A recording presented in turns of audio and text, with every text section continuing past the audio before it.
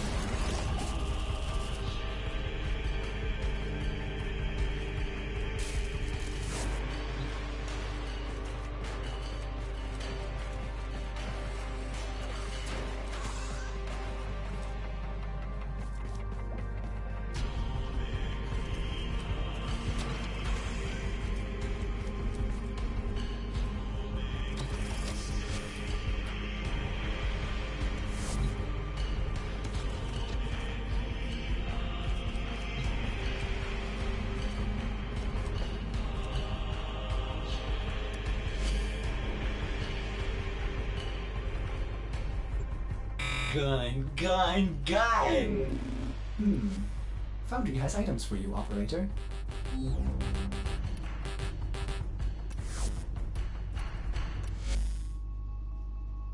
Foundry items can be claimed, operator. Are you pleased?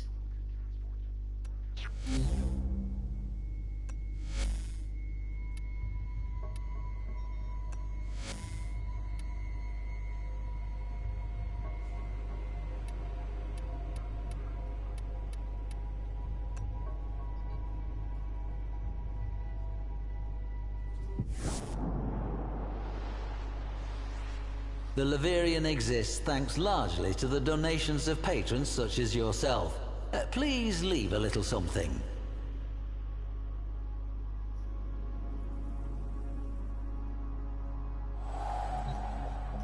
Ah, Gauss. Ooh, where to begin? Where to begin? Well, the Ceres excavation, of course. The site of the ancient Tower of Ultra. Blastcrete emplacements, air sentries. Its fields saturated with tremor mines, a great fortress for the great lords of Ceres. Until they were pitched from the roof. Immortal bodies erupting on the dread mines below. An insurgency from within. The Dax, sent to reclaim Ultra, fared no better. Those that ran the gauntlet of bore guns were soon cindered in the field beyond. And that's when they called in our fleet-footed friend here.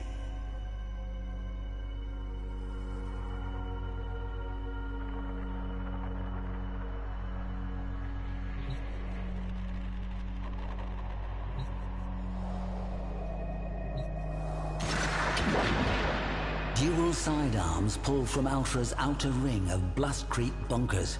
Something crashed through those bunkers at great speed. The impact scattering stone and flesh all the same. An unearthly kinetic shockwave. Those insurgents with the misfortune of surviving the initial blast must have seen the Icarius for themselves.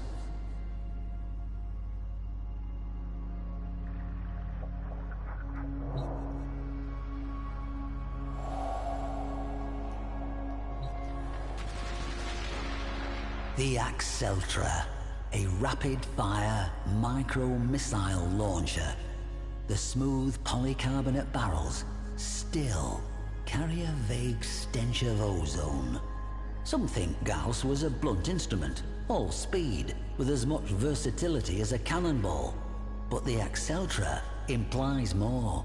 It implies surging in, inviting the enemy to consider the blade, then rebounding to let missiles answer their confusion.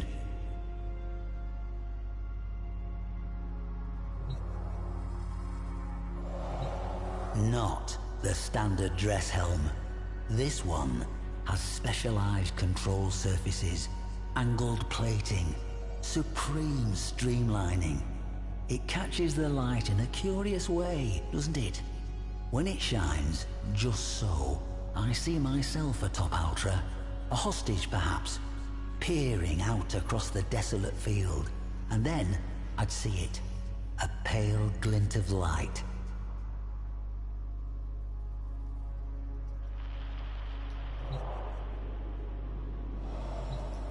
Dax of the day had a saying, that which cannot be hit cannot be killed. I can only imagine what they thought when they saw Gauss that day. A gleaming bullet, this Syandana pinned rigid like a flag in a maelstrom, streaking toward Ultra.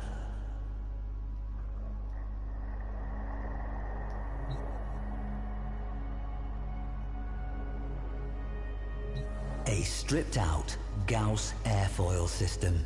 These fanciful contrivances contribute the Kubradon share of this warframe's acceleration.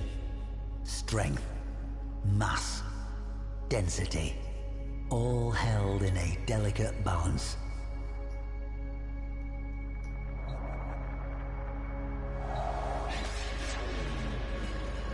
Gauss, front edge, smooth, heat-resistant composites, trailing edges, streamlined, foiled, This particular one vaguely warped by extreme heat stress. The Saint of Ultra. If the mind wanders, what do you see? I see a vivid, lord-like festival. The tremor mines bursting in a blinding wave, rising toward Ultra. And Gauss, a smear of light, just ahead of the thermal avalanche, fast as fire. No, faster.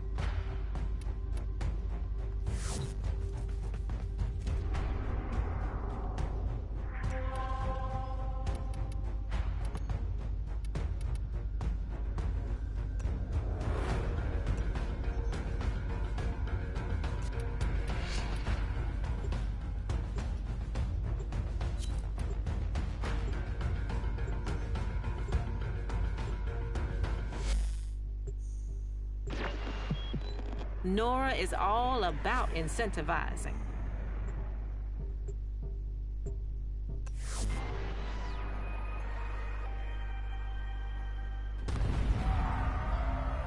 It's a bad moon, dreamers.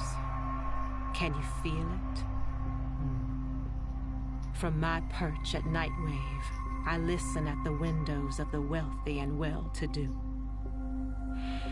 Ever heard of Saturn VI? News to me, too. Turns out the Grenier have a max pin floating some 6 leagues deep in the gas. No one knew about it, 'cause no one ever busted out. Until now, right? Some Grenier meathead they started calling the Wolf, on account of him taking up howling at night. Decrypts say he was a model prisoner, doing the time. Fabbing bombs with the rest of his con brothers. Apple of the warden's eye, even. But something cracked. And now he's out there on the loose. The so-called Wolf of Saturn VI.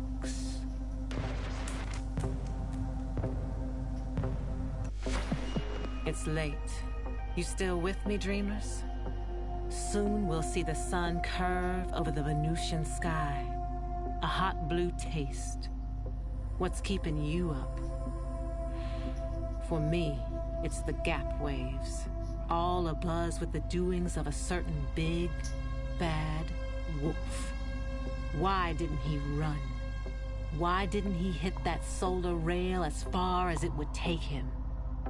Instead, he's stalking those soul-bare money huggers round Jupiter. My birds are saying the Corpus Net got flipped. A system-wide message from the Wolf. Deliver guard. Where'd a meathead learn a trick like that? And who's gone? Baby, you can guess. He's the warden of Saturn VI. A big man. Too well-dressed for his station, too well-fed for his rank. And he's in the solar wind, too. Think he knows how the wolf came to howling?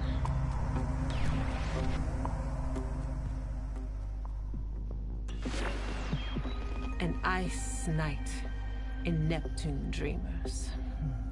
Hold yours close and true.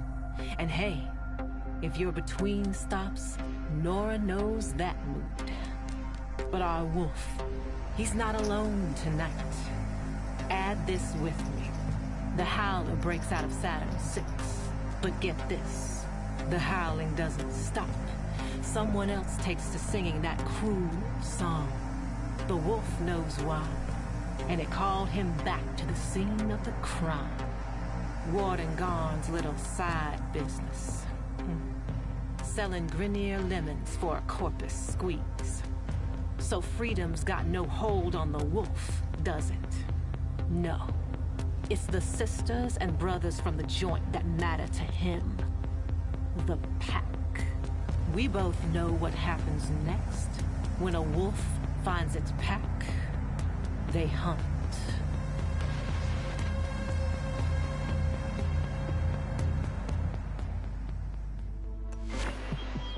The message read, "Garn is yours. An anonymous gift." I know what this looks like. But the wolf's too cold for revenge. The Grenier appoint wardens for life. The wolf had no choice but to shorten the term. Not payback. Just never again. But it was too easy. Days like these, an easy meal means you're taking someone's bait. Alad V's, the devil in a corpus cloak, got the wolf in an all-new prison, baby. Only this one's not made of bars. It's made of chemicals. Guess we all know someone like that.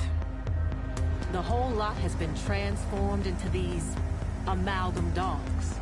His words. Hybridized. Juiced on some sentient strain.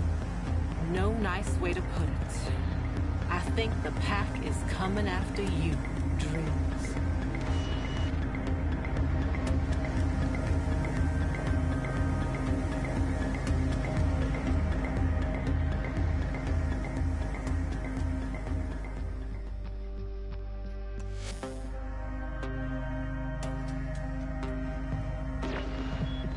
Passing by that Mercury Junction, shimmering hot tonight. Word on the grid is the devil's got his due. Should have known. We saw the signs, didn't we? Sure, the wolf got tougher. But more than that, the wolf got smart. Got a pack together. Worked the corpus crypto. He's his own man now, leaving no more tracks. Is this the end? Dreamers? I hope so. But if I were you, I'd keep an ear out. 'Cause one of these days, you just might hear that howl come round your shoulder. This is Nora Knight, signing off. Stay deadly, dreamers.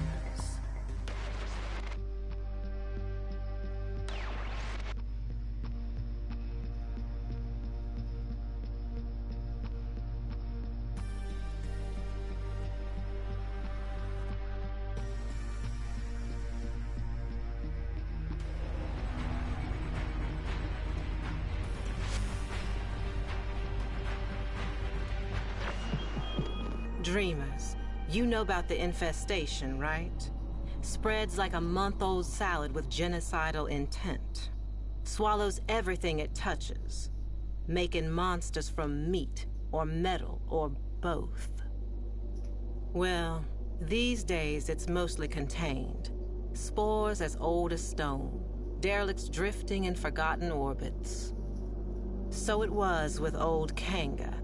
Somehow exposed and promptly cast out. Woke up on a blessed cage drop down to Eris. But should some sad soul catch the gray vein, well, every culture has its plague dogma. But maybe there's something more to this infestation, something we all missed. Turns out, Kanga didn't find void in that hell nest, no. He found a survivor. Little boy, Arlo, died 3 years ago. Yet there he was. Lost his voice, but gained his life. And somehow saved old Kanga with the slightest touch of his slender hand.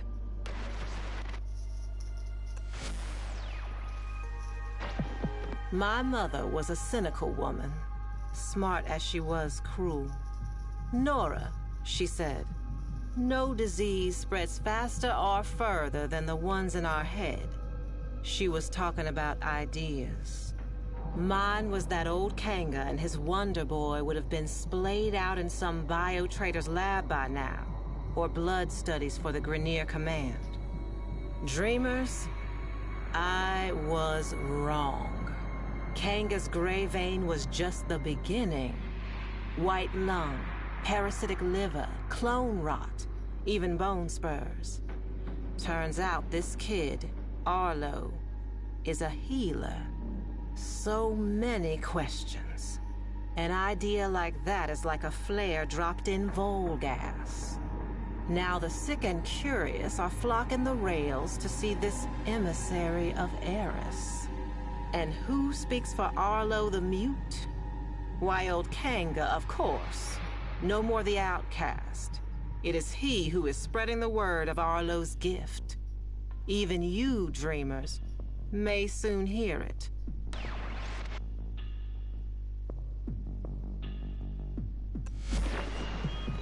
Whether you're bad news first or bad news last, tonight I got you covered, 'cause bad news is all we got. This emissary's word is spreading fast. A hot fever. Some are going to extremes to prove their devotion, trying the spores for themselves, and they're finding it too. Some lunatic spikers jacked the solar nav and flagged the derelict zones for all to see. Old haulers and new hopefuls out there are proving just how smart most people aren't. Yet Kanga's ranks are growing, arming themselves for the safety and security of our emissary, setting the stage for a great assembly to come. Buzz is, Arlo will break his silence. Till then, dreamers, check under the bed. A fresh brood is sprouting up along the rails. And it seems they have the scent of those blessed by the emissary's touch. Y'all did see this coming, right, dreamers? Surely did, but not like this. A grand gathering before the emissary and his speaker. Standing room only. Bodies pressed to bodies. A great overheated mass breathing as one. Waiting for their beloved healer mute to speak. Kanga hushed the crowd. He shed his mask, and there he was, laughing at them. Sick as the day he was banished. More. His retribution was at hand, born of a virus spreading further and faster than spore and space ever could have. Arlo. And in that stunned silence, Arlo himself made a sound. Not a word, but a stifled gag. A swollen choke as he opened his mouth. And there it was, pointed, black, a tongue, but not, snaking and bulging and splitting him apart. I looked away then. I had to. But that sound stays with me. Not the sound of human terror, bad as it was, but what came after. The grinding wet, the rattling flutter, the congregation converted in the truest sense. Dreamers, you all got your work cut out for you. Though this movement has lost its head, the body still lingers. It's a bad cycle, dreamers. Arlo's devoted had a party and you're on cleanup detail. derelicts are threatening every settlement from Mercury to Eris. And my sources say you're uniquely qualified to contain them. Meanwhile, I've been thinking, not about Kanga, but about what he actually found down there. Arlo, whatever he was. Some kind of lure? An evolution to bait us in? Is there more to this infestation than fangs and acid? I know what my mother would say. The people saw what they wanted, heard what they hoped, and human nature did the rest. Still, I'm hearing rumors. The mass on Eris is in turmoil, and nobody, but nobody wants to check it out. It's seething. And if it's not thinking about this whole ordeal, baby, it's feeling it. This is Nora Knight, saying for now, dreamers, so long and hold on. And listen, should you ever happen upon some vacant-eyed little kid someday, whatever you do, don't take him home.